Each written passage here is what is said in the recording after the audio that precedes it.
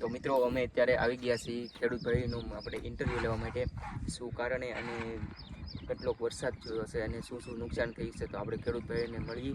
તો ચાલો આપણે શું થયું છે આપણા ખેતરમાં નુકસાન, આપણે નુકસાન તો આ પાળા બધું તોડી નાખ્યું છે. અને કેવોક આપણે આપણા વિસ્તારમાં કેવોક વરસાદ આપણે અત્યારે આવ્યો છે. અત્યારે વરસાદ છે નહીં, પણ પેલા જે વાવણીનો વરસાદ હતો એ બધું તોડી ફોડી નાખ્યું છે. પાળા અત્યારે કઈ આપણે પાકમાં કઈ નુકસાન, પાકમાં તો જે ધોવાણ થયું ત્યાં નુકસાન. બરોબર. અને બીજું કઈ દવા ને કઈ આપણે જે વૃક્ષો છે એમાં કઈ નુકસાન?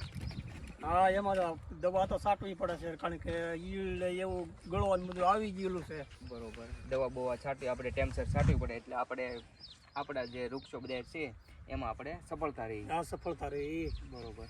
બોલો, તમારે બીજો કઈ પ્રશ્ન છે? બીજો પ્રશ્ન તો આ બિયારણ વાવ્યું છે માંડવીનું, અમુક ટકા ઉગે છે ને અમુક ટકા ખોટું એ જાય છે.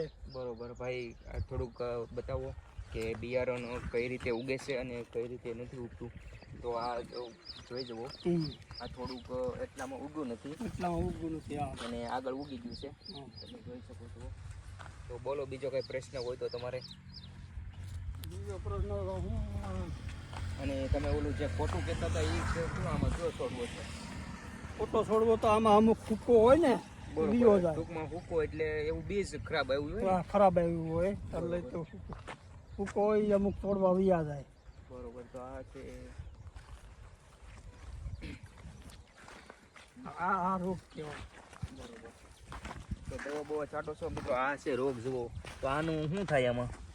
એને દવા છાંટવી પડે ને અમુક બિયારણ એવું ખરાબ આવી ગયું હોય ને ઉગ્યું હોય ને તો એ આ પ્રશ્ન રહે. બરોબર. તો બિયારણ ટૂંકમાં બિયારણમાં જ ફેર હોય ને? હા. બરોબર.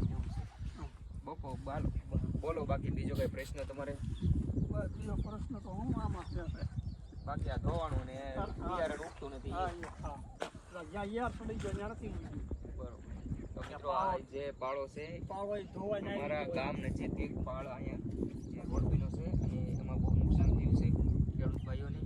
આ તમે જોઈ શકો છો, આ પાળો તૂટી ગયો હતો, એના કારણે જીસીબી અને ઘણા બધા વાહનો લાવવા પડ્યા અહીંયા, એના કારણે બહુ જાજી નુકસાન થઈ છે.